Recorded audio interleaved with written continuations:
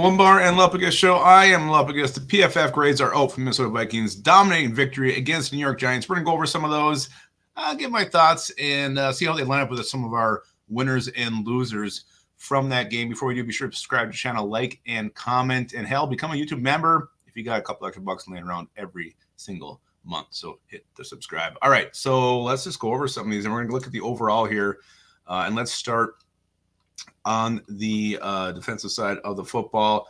Top grades, Andrew Van Ginkel, no surprise, with a 90.6 overall ranking. Harrison Smith with a 90.4, not a shocker there. The old man had a great game against the Giants.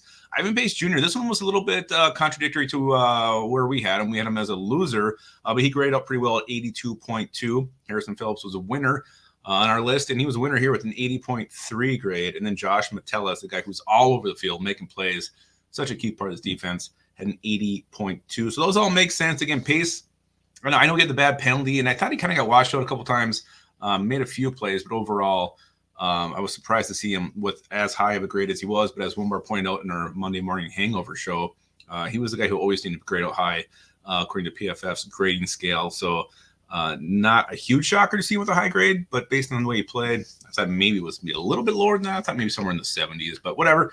The bottom three, Shaq Griffin with a 54.2.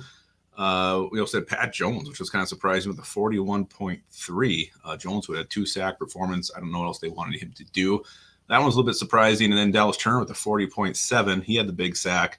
But again, apparently, whatever else he did, they did not enjoy very much. So those are your bottom three. Again, surprised to see Jones and Turner on that list. But Griffin, I do remember him getting beat a couple times there in the secondary. So those are your defensive grades. Again, can't really say I agree with the bottom two, but again, this is why PFF, I don't know what they see, but again, they have their scale, and that's the way it shook out there. Let's go offensively. The top rated, this is your top rated player overall, Blake Brandel, our left guard, with a 91.2. Sam Darnold came in with an 88.1. We also had Brian O'Neill with an 85.9. Christian Darrisaw, 79.4. Not bad there. Aaron Jones with a 90.1. Again, Aaron Jones, I think a lot of those yards he created on his own, just the way he's able to slice and dash his way through defenses, was very much on point yesterday, very evident. Bottom three, Garrett Bradbury came in at 3 with a 44.8. CJ Ham with a 40.2. Obviously, the huge fumble did not help him. Then Johnny freaking Munt with a 39.7. He caught 2 passes on the day. I think he also missed a couple blocks. The tight ends were kind of a non-factor yesterday. I thought they'd have a bigger role with everybody focusing on Jordan Addison and Justin Jefferson.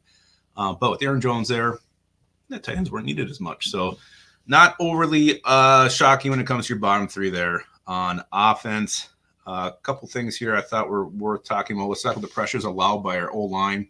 Christian Darrisaw just allowed 1 pressure. Blake Brandel, nada. No pressures allowed. So really an amazing performance by Blake Brandel, a guy who maybe should have been on our winners list if you go by what PFF is grading out here. Garrett Bradbury allowed 4 pressures. Ed Ingram allowed a team-leading 6 pressures, and Brian O'Neill with just 1. Vikings racked up 26 total pressures, and I'm going to run through these real quick here. Jonathan Grenard had 5. Ivan Pace and Jihad Ward had 4. Tillery Van Ginkel had 3.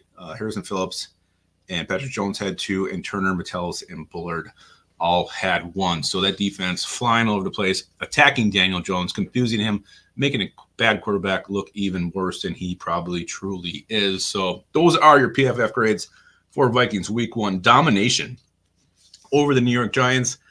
Again, PFF, take it for what you will. Again, they have a system. They know what they're looking at. They know what they want to see. NFL coaches have kind of come out and said they don't look at the grades at all. But, again, a lot of it does mesh and does make sense. So you can agree with it. You can disagree with it. Some people take it as, it's all set in stone and that's the final word. But I think it's open for interpretation. But overall, some surprises, some not. So let me know what you think of the PFF grades. Do you agree with them? Do you disagree with them? Any ones that really, really get your goat? Let us know in the comments. Don't forget to subscribe, like, and comment. And don't forget to keep your skull in your hole.